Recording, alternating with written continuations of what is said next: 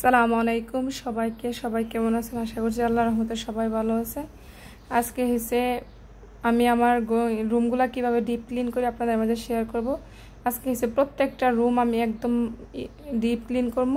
আর ফ্লোরের যে টাইলসের জোড়াগুলো আছে এগুলা খুব ভালোভাবে পরিষ্কার করে নেব। এখানে ডাইনিং টেবিলের যে চেয়ারগুলো আছে ওইগুলো আমি ছোট্ট ড্রয়িং রুমে রেখে দিয়েছি। তারপর শুরু একটু এখান থেকে সরাই নিচ্ছি, যেহেতু আমি একলা বাসার মাঝে আমি তো আর টেবিলটা সরাইতে পারবো না। আর এদিক দিয়ে একটা লিকুইড বানিয়ে নিতেছি, এই জন্য এখানে নিয়ে নিয়েছি বিক্সল, ভিনেগার, লবণ আর খাবারের সোডা, এগুলা দিয়ে আমি একটা মিশ্রণ বানাই নিব।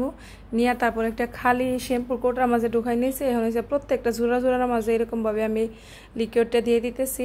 এরকমভাবে দিয়ে আমি 5-6 মিনিট অপেক্ষা করবো। অবশ্যই এক রুম দিদি তার এক রুমের ময়লাগুলা একদম নরম হয়ে গেছে। তারপর দেখা গেছে কি আঙ্গুল দিয়ে টান দিলে ময়লাগুলো উঠে যায়। এই তো দেখেন একদম ময়লাগুলো নরম হয়ে গেছে। এই যে আপনারা চাইলে বাসাতে এরকমভাবে ডিপ ক্লিন করতে পারেন।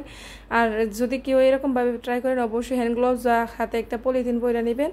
এখন আমি পাতিল মাজার যেই তারের জালিগুলো পাওয়া যায় ওইগুলা দিয়ে খুব ভালোভাবে ঘষে ঘরগুলো পরিষ্কার করে নিতেছি। এই তো আসলে অনেক দিন ধরে আমার রুম এরকমভাবে ডিপ ক্লিন করা হইতেছিল না। আমি ফুল ফার্নিচার সরাসরি গিয়ে রুমগুলো পরিষ্কার করতেছিলাম। আর এদিক দিয়ে রুম মোছার যে মুখটা ছিল ওইটা দিয়ে আমি যেই এই উপরের যেই যতটুকু পর্যন্ত লাগাল না পায় হাত দিয়ে ওইগুলো গিয়ে মুখটা দিয়ে পরিষ্কার করে নিতেছিলাম। এর মাঝে আমার ডাইনিং রুমটা খুব ভালোভাবে ঘষে নিছি। এর উপরের যে ময়লাগুলো আছে এগুলো মুখটা দিয়ে পরিষ্কার করে নিতেছি।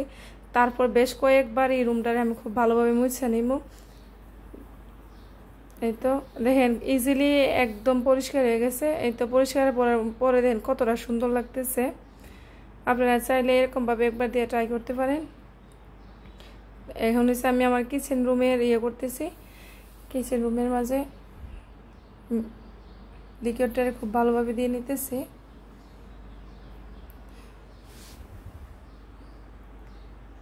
এই তো দেখেন কিভাবে ময়লাগুলো উঠে যাইতেছে। আসলে ভিডিওর মাঝে দেখা যাইতেছে কাজগুলো কত সহজ আর অত অল্প সময় লাগছে। সবকিছু মিলাই আসলে এই 8-9 মিনিটের ভিডিও দেখা যাইতেছে, কিন্তু সব মিলে আমার সারাদিন চলে গেছে এই ঘরের পিছনে কাজ করতে করতে। এইগুলা এখন আমি খুব ভালোভাবে পরিষ্কার করে নিব। আর আমার যে বেলকনি আছে সিঁড়ির নিচ এগুলো আমি বিক্সল দিয়ে খুব ভালোভাবে পরিষ্কার করবো। এটা আমার বেডরুমটা যেই মিশ্রণটা তৈরি করছে ওইটা দিয়ে পরিষ্কার করুন। এই তো দেখেন কিচেন রুমটাও গোছানি শেষ, একদম পরিষ্কার হয়ে গেছে। এখন আমি আমার থাকার রুমটারও খুব সুন্দরভাবে পরিষ্কার করে নিতেছি। এদিক দিয়ে ঘরের যত শোপিস আছিল এই শোপিসগুলো ধুয়ে নিয়েছি, নিয়ে ঘর একদম ডিপ ক্লিন করে নিয়েছি। এই তো এখন সবকিছু আবার জায়গা মতো রেখে দিতেছি। এর মাঝে দুপুরের খানার সময় হয়ে গেছিল। আমি শর্টকাট একদম ইজিলি একটা বিরিয়ানি রান্না করে লাইছিলাম, যেহেতু বাচ্চারা আসছিল বাসার মাঝে।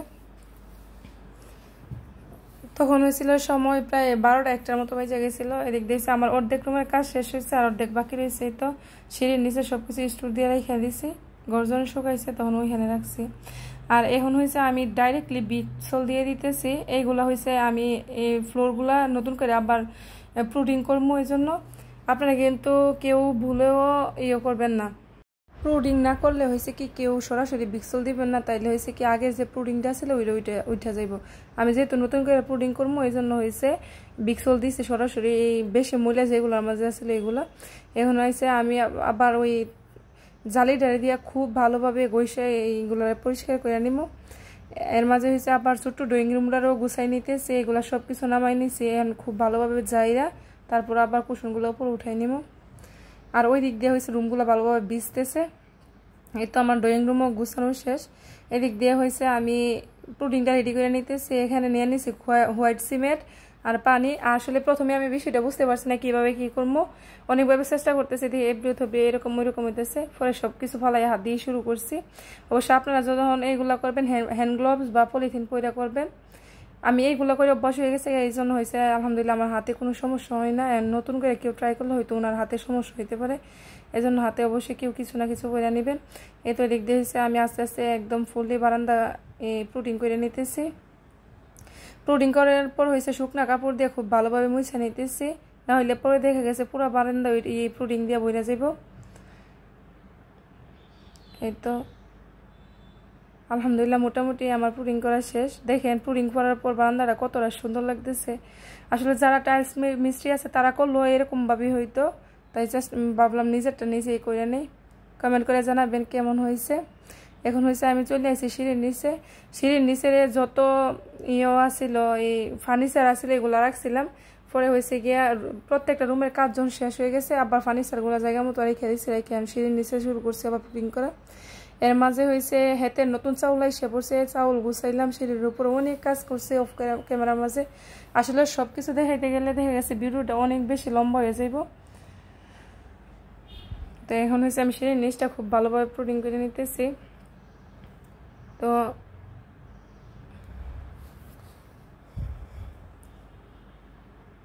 মোটামুটি আমার সিঁড়ির নিচ দেওয়া হয়ে গেছে, পুডিং দেওয়া হয়ে গেছে। এখন হয়েছে খুব ভালোভাবে মুছে নিতেছি, কারণ চতুর্দিক দিয়ে যে পুডিংটা আছে এটা জানে পরিষ্কার হয়ে যায়, নাহলে পরে শক্ত হয়ে গেলে এগুলো আর পরিষ্কার করা যাইব না, শক্ত হয়ে লেগে যাইব। ওই জন্য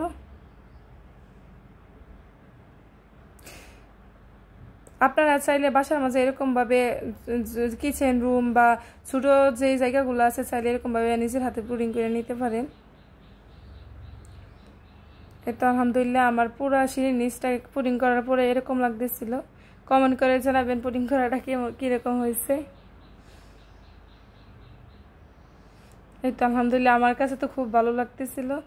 এই তো আমি মোট 4টা বেডরুম, 2টা ছোটো ছোটো একটা ড্রয়িং রুম, বড় একটা ড্রয়িং রুম, মোট 6টা রুম, একটা কিচেন, ওয়াশরুম, সিঁড়ির নিচ, সিঁড়ির উপর সব কিছু একদম ক্লিন করে তারপর হয়েছে আলহামদুলিল্লাহ করে নিচ্ছি।